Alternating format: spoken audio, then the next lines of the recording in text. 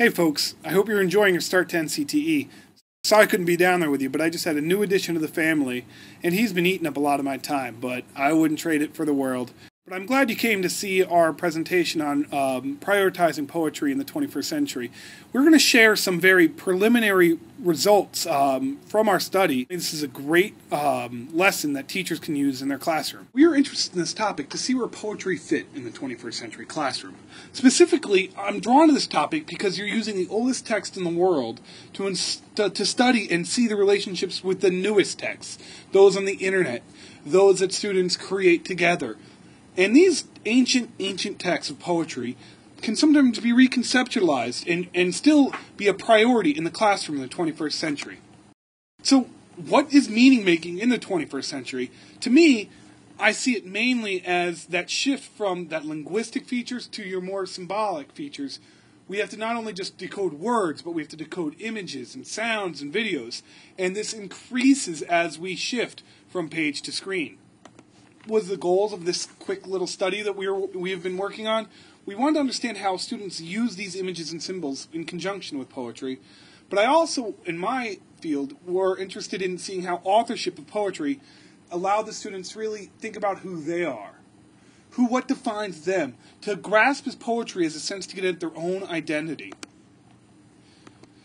Three theoretical frameworks and perspectives influenced this work. Basically, first and foremost is transactional theory, also literacies and social practice, and new literacies. Rosenblatt really took a deviation away from that idea that meaning lived inside of a text. And it was instead, meaning was an interaction. It was something that could change, and that the poem came to life with a live circuit that was set up between the reader and the text. It wasn't just something that you just pulled out. Instead, it was something you thought about. It was messy. Meaning making was messy. And McEnany's work has really pushed this idea into the field of hypertext and transactional theory. Specifically, that not only is meaning a property of text, but there's a transactional view of the structure of text. And you see this a lot in other sociocultural work where we no longer view the audience as someone just fixed to the seat, that's someone who just sits there and gets the message, but the audience helps write the message. They can influence what happens in the story. So basically, this metaphor of the circuit that Rosenblatt proposed, it's now literal. Except today, students, they can cut right into the circuit, they can add additional paths, even they splice and add transistors which can amplify or switch off messages. They are both the author and the audience. Four major components to New Literacies research that were revealed in a recent review. Because the field of New Literacies work is so diverse, and so many people are using this construct and defining it from so many different fields. So, a recent review really noted four common tenets. And basically, first of all, the internet is the generation's defining technology for literacy and learning. It's where kids read. It's where they play. Offline, online, in-school and out-of-school literacies revolve around the internet. It is becoming the dominant text in their lives.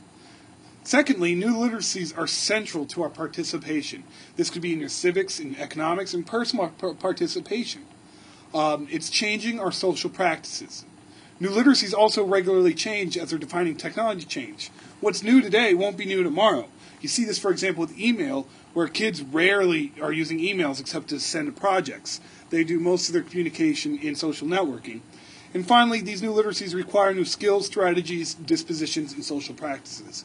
And as teachers, it is this where I spend most of our time, and I think we will spend most of our time as we try to identify these skills and dispositions and teach these, but also as researchers notice the social practices that our students use. Literacy as a social practice also formulated this work, and that is that literacy isn't just, this set of skills, this neutral set of skills that's inherent in everyone, but in fact it's a set of social practices. And when you interpret that, those social practices play a role in defining today's digital texts. See, because literacy is socially situated, and it has links to cultural, historical, institutional, but also most importantly in the identity that we expunge to each other. As far as literacy and identity, I really drew on G's work with little d and big D discourses. The little d discourse is referred to those everyday language uses, but the big D, they're more of our cultural, what G called identity kits. They can involve clothing, language, text, and gesture. Now, with this project, the overall goal was to have the students really explore themselves. Who am I? What is my place? But to do that through writing and through the use of both imagery and symbols. I also wanted students to understand how their multimodal characteristics of the writing really affect meaning making, and how they can use those in the creation of their own extended metaphor poems. The lesson really revolved around some objectives. First, I had the students read an extended metaphor poem. Then they also had to create their own extended metaphor poem. That whole time, negotiate meaning, but also use authorship as a chance to respond to poetry. So what I did is we had students break into small groups, and I passed out the poem Identity by Julio Polanco, and I uploaded that to the Ning, so feel free to download it. And then we had students respond to the literature by either developing their own responses, or we gave some guiding questions to students that struggled. I list those here for you. And the lesson plans are also available on the Ning that we use in the class. So after they responded to the poem, we had the students choose a source that best captures their sense of identity, some kind of metaphor, and then they had to compare that source to the target of themselves. The students brainstormed using an extended metaphor graphic, although many chose to just write without using a graphic organizer, without any pre-planning. I'm sure that surprises everyone in the audience. Then the students searched for images using Google search. We also provided them with images that were royalty-free, so we weren't dealing with issues of copyright. And then finally, the students used PowerPoint to create these awesome multimedia poems. Outcomes that we noticed from the study, well, it's very preliminary results. We haven't really done any data analysis, but just off the cuff outcomes we noticed is that the students connected with Polanco's use of identity in his metaphor poem, and they really drew on that poem in their own work. And specific themes of identity emerged across the student metaphor poem, and I'm going to share those and some examples of how we noticed those themes in the poems. And finally, that students use symbols to convey meaning, but not too well. They need a lot of support in the English language arts classroom in the use of design elements in their work. For example, with the responding to Polanco's poem, I have a few quotes from students.